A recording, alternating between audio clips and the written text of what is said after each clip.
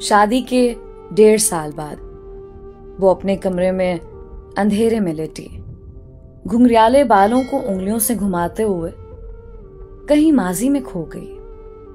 माजी। आज उसका मैट्रिक का आखिरी पेपर था और इससे ज्यादा उसे खुशी इस बात की थी, उसके भाई की शादी शुरू थी। घर में पहली शादी थी और वो इस शादी को लेकर बहुत ही पुरजोश और खुश थी। हाजी साहब के 3 बच्चे थे, 2 बेटे और 1 बेटी। उसका नंबर दूसरा था, मगर वो अपने घर की लाडली, सबसे लाडली बेटी थी। शादी वाले घर मेहमानों का आना जाना शुरू हो गया था। सभी मेहमान यानी उसकी फुप्पो, खाला, मामू, चाचू और उनके बच्चों से वो बहुत ही गर्मजोशी और खुशदिली से मिली। अपनी बातों और आदतों से उसे सबका दिल जीतना तो आता ही था। बाजार जाने के लिए वो जैसे ही निकलने लगी तो सामने उसकी बचपन की दोस्त बाहें फैलाए खड़ी थी। फिर तो यूं समझो कि उसकी खुशी का ठिकाना ना रहा। मारिया से मिलने के बाद उसने साथ खड़े लड़के पर एक नजर डाली तो मारिया समझ गई और बोली, इनसे मिलो, ये है मेरे भाई। यार तुम भूल गई, कितना तंग करते थे हम इनको। इससे पहले हमाद कुछ कहता, उसने अपने भाई को आवाज दी, भाई शमशाद, खाला के बच्चे आए हैं, इनको साथ ले जाएं। और फिर मारिया का हाथ पकड़कर कमरे में चली गई। वो पूरी शादी में बस एक चीज बहुत अच्छे से महसूस कर रही थी कि हमाद की नजरें हर वक्त उसका ताकुब करती रहती हैं। शादी खत्म हो चुकी थी, मगर उसके जहन में अभी भी कहीं ना कहीं हमाद का यूं देखना और उससे बात करने के मौके ढूंढना बाकी था। इसी सोच में उसके मोबाइल के रिंग बजी तो अनजान नंबर से कॉल था। कॉल उठाते ही उसके कानों में हमाद की आवाज पड़ी और यूं उनके बात करने का सिलसिला शुरू हो गया। और कब कैसे मोहब्बत ने जन्म ले लिया, दोनों ही इस बात से अनजान थे। देखते देखते 2 साल गुजर गए और अब घर में उसकी शादी की बातें होने लगीं। हमाद से बात करते करते उसे याद आया कि कल कुछ लोग उसे देखने आ रहे हैं और ये बात उसने हमाद को बताई तो उसने पूछा कि तुम क्या चाहती हो। बिना कुछ सोचे समझे उसने कह दिया, सिर्फ तुम्हें और बस तुम्हें। तो बस तुम अभी कुछ भी बोलकर टाल दो। और ऐसा ही हुआ। वो अपने भाई के सामने रोने लगी कि भाई, अभी मैं बस 18 की हूं, मुझे शादी नहीं करनी। लाडली होने का यही तो फायदा था कि किसी ने बात न टाली। और यूं जिंदगी के मजीद 2 साल गुजर गए और 4 साल बाद हमाद पाकिस्तान वापस लौटा था और आज उसकी मुलाकात हमाद से होने जा रही थी। उसकी बड़ी बहन की मंगनी थी और हाजी साहब की पूरी फैमिली इनवाइटेड थी। गांव पहुंचकर सबने मिल बैठकर खाना खाया और आराम के लिए अपने अपने कमरों में चले गए। गांव में हमेशा दोपहर के खाने के बाद यही रूटीन थी।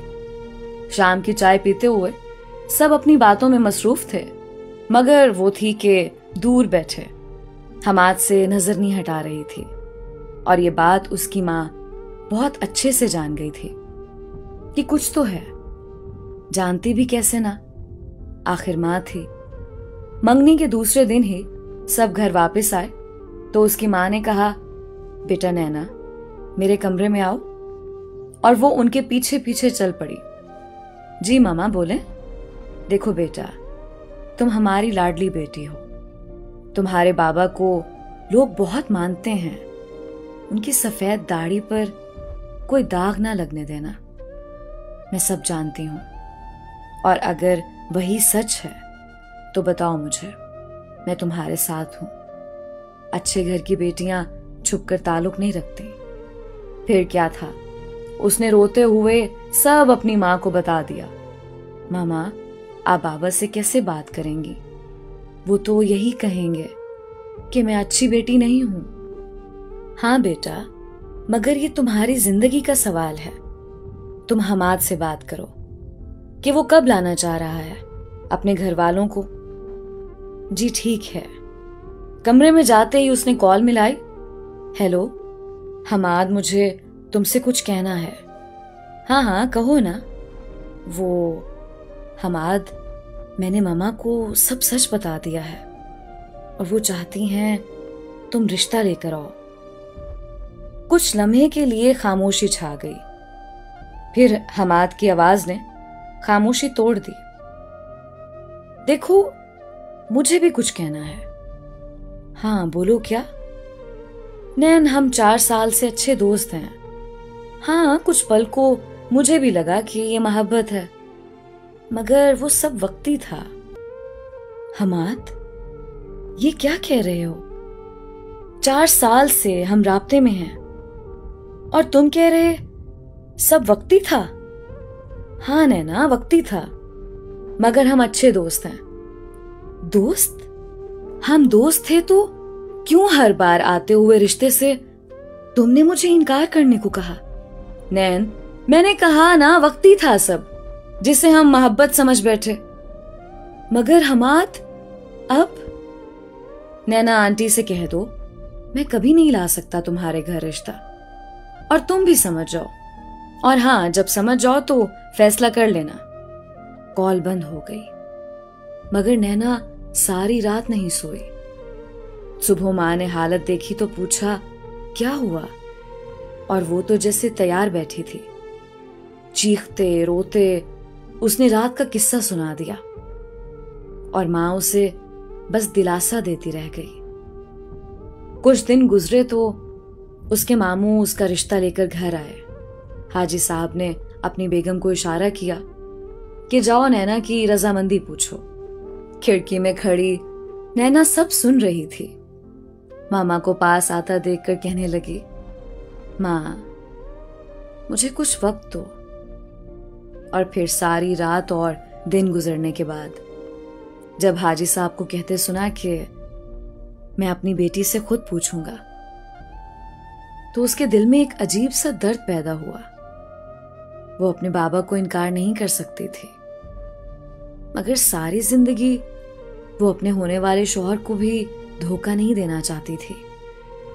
उसे फैसला करना था, और करना भी अभी लाजम था।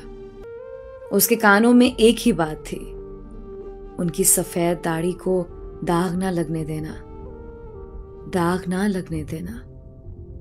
दरवाजा बजा तो उसने कहा, बाबा जान आ जाएं। अरे मेरा पुत्र, तुम्हें कैसे पता मैं हूं? बाबा जान, आपकी खुशबू, आपकी मौजूदगी बताती है। अच्छा पुत्र, तुम्हारी मां ने तुमसे जो बात की उस पर क्या सोचा तुमने? वो रोने लगी। ना पुत्र, आखिरी फैसला तेरा होगा। बोलो पुत्र। बाबा जैसे आप खुश, और पुत्र तुम? मैं भी खुश रहूंगी। आपका फैसला गलत नहीं हो सकता। और फिर 2 माह बाद उसकी शादी हो गई। हाल ये सब सोचते सोचते उसकी आंखों से कब आंसू बहने लगे उसे अंदाजा ही ना हुआ। दरवाजे की आवाज पर वो अपनी सोच से बाहर आए और शीशे के सामने खड़े होकर खुद से पूछने लगी, क्या आखिरी फैसला मेरा था? हाँ मेरा था। क्या मैं खुश हूं? हाँ मैं खुश हूं। सब कहते हैं मैं खुश हूं। और फिर मुस्कुराते हुए किचन की तरफ बढ़ गई।